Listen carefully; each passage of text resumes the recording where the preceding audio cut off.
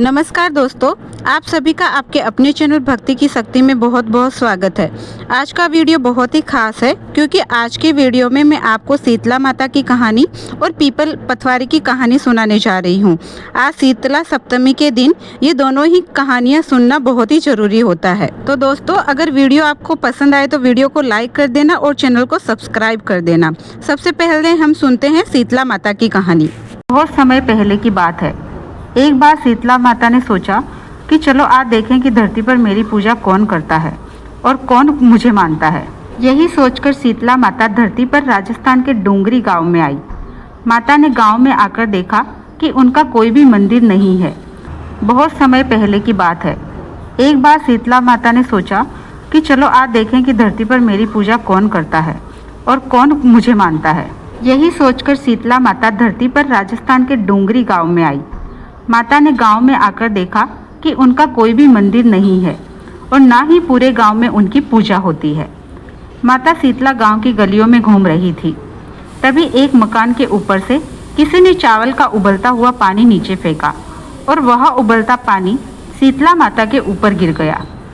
इससे शीतला माता के शरीर में फफोले पड़ गए और पूरे शरीर में जलन होने लगी। शीतला माता गांव में इधर उधर भागकर चिल्लाने लगी, अरे मैं जल गई, मेरा शरीर तप रहा है, जल रहा है, कोई मेरी मदद करो।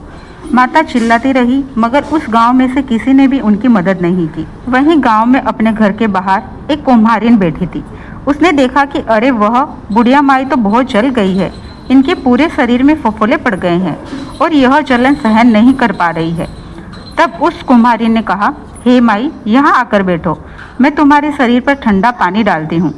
कुम्हारिन ने उस बुढ़िया माई पर खूब ठंडा पानी डाला और बोली, हे माई, मेरे घर में रात की बनी हुई राबड़ी रखी हुई है और थोड़ा दही भी है, तुम दही राबड़ी खा लो।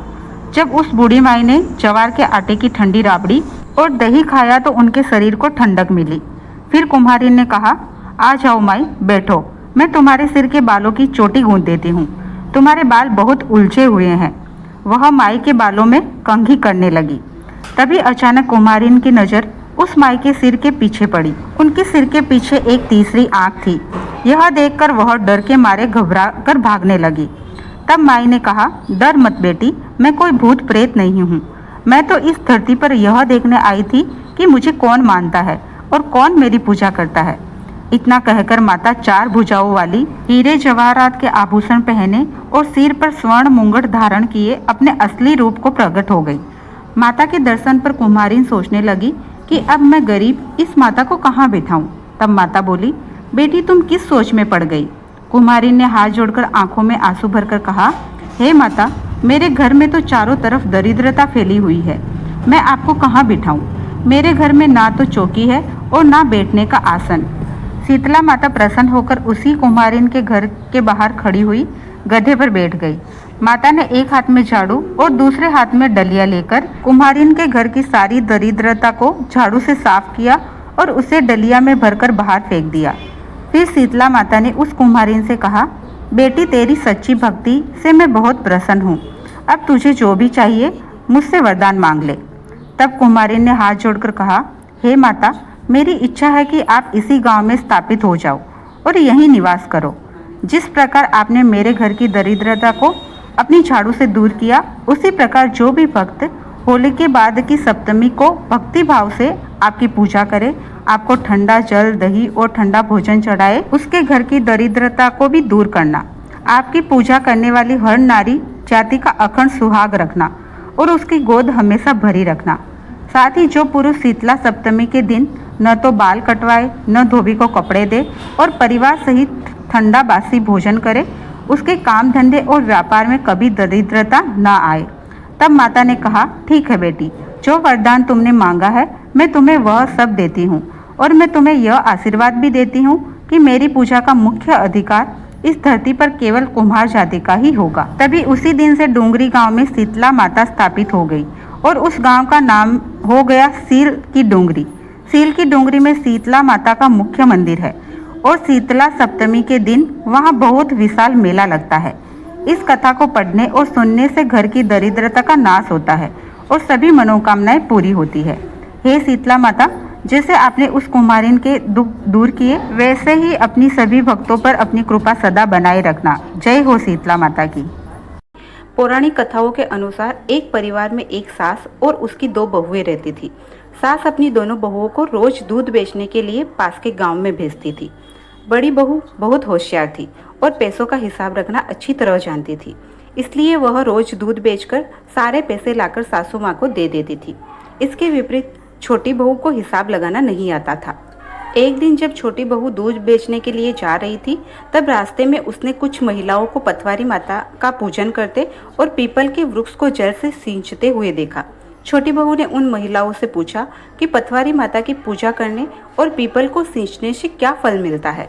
इस पर महिलाओं ने उसे बताया कि पथवारी माता को सींचने और पूजने से अन्न, धन और लक्ष्मी की प्राप्ति होती है। महिलाओं की यह बात सुनकर छोटी बहू ने उस दिन दूध दही पीपल में चढ़ाया और पथवारी माता को सींच दिया। इसके बाद वह प्रतिदिन दूध लेकर जाती और पथवारी माता को सींचती रहती। कुछ दिनों बाद सास ने छोटी बहू से दूध के पैसे मांगे तो उसने अगले दिन लाने की बात कह दी, लेकिन अगले दिन भी वह पैसे नहीं ला सकी। इस तरह पूरा 1 महीना बीत गया। तब सास ने उसे डांटते हुए कहा कि आज पैसे लेकर ही आना। अगले दिन जब वह पैसे लेने के लिए घर से निकली तो बहुत उदास होकर पथवारी माता के चबूतरे के पास जाकर बैठ गई। तभी पथवारी माता एक बुढ़िया का रूप धारण करके वहां आई और बोली, बेटी तुम यहाँ इस तरह उदास क्यों बैठी हो? छोटी बहू बोली, माई मेरी सास मुझे रोज दूध बेचने भेजती है, पर मुझे दूध बेचना आता ही नहीं, इसलिए मैं तो रोज यह दूध पथवारी माता को सींच देती हूँ। आज सास ने पैसे लेकर आने को कहा है, अब आप ही बताए मैं पैसे कहाँ से लाऊं? बुढ़िया माई बोली, बेटी यहाँ जो पत्थर पड़े हैं इन्हें टोकरे में भरकर ले जा और घर जाकर इन्हें कोठरी में रख देना। बहू ने बुढ़िया माई के कहे अनुसार पत्थर टोकरी में भर लिए और घर जाकर उन्हें कोठरी में रख दिए। जब सास ने पैसे मांगे तो बहू ने कहा, माँ जी कोठरी में रखे हैं। सास ने जैसे ही कोठरी का दरवाजा खोला तो वह देखकर हैरान रह गई। कोठरी हीरे मोती और अपार धन संपदा से भरी हुई थी। सास ने छोटी बहू से पूछा, तू इतना धन कहाँ से लाई? इस पर छोटी बहू ने बताया, माँ जी आप जो दूध बेचने के लिए देती थी, मैं रोज उसे पथवारी माता को सींच देती थी, उन्हीं की कृपा से यह सारा धन मिला है। यह बात जब बड़ी बहू को पता चली तो उसने सोचा कि छोटी बहू तो कच्चा दूध चढ़ाती थी, मैं तो माता को गरम गरम दूध चढ़ाऊंगी। यह सोचकर वह रोज गरम गरम दूध पथवारी माता को चढ़ाने लगी। 1 महीना बीतने के बाद वह भी पथवारी माता के पास जाकर बैठ गई। तब पथवारी माता फिर बुढ़िया के रूप में आई और बोली, बेटी क्यों बैठी हो? बड़ी बहू बोली, मैं रोज पथवारी माता को गरम गरम दूध चढ़ाती हूँ, अब सास पैसे मांग रही है, बताइए मैं पैसे कहाँ से लाऊं? बुढ़िया माई बोली, यह पत्थर पड़े हैं, इन्हें ले जा। बड़ी बहू ने ढेर सारे पत्थर टोकरे में भर लिए, लेकिन घर पहुँचने से पहले ही वह ठोकर खाकर गिर पड़ी और सारे पत्थर घर के बाहर ही गिर गए। आने जाने वाले लोग उन पत्थरों से ठोकर खाने लगे और बड़ी बहू को डांटने लगे। तब बड़ी बहू फिर पथवारी माता के पास जाकर बोली, हे माता आपने मेरे साथ ऐसा क्यों किया? तब पथवारी माता प्रकट होकर बोली, छोटी बहू ने मुझे श्रद्धा और बिना किसी लालच के सींचा था, इसलिए मैंने उसे धन संपदा दी, लेकिन तुमने लालच में आकर मुझे गरम गरम दूध चढ़ाया, जिससे मेरे पूरे शरीर में फफोले पड़ गए। यह सुनकर बड़ी बहू को अपनी भूल का एहसास हो गया। हे पथवारी माता, जैसे आपने छोटी बहू के अन्न धन के भंडार भर दिए, वैसे ही सबके घरों में सुख समृद्धि से भर देना, और जैसे बड़ी बहू को उसकी गलती का ज्ञान कराया, वैसे किसी के साथ न कराना। जय हो पथवारी माता की।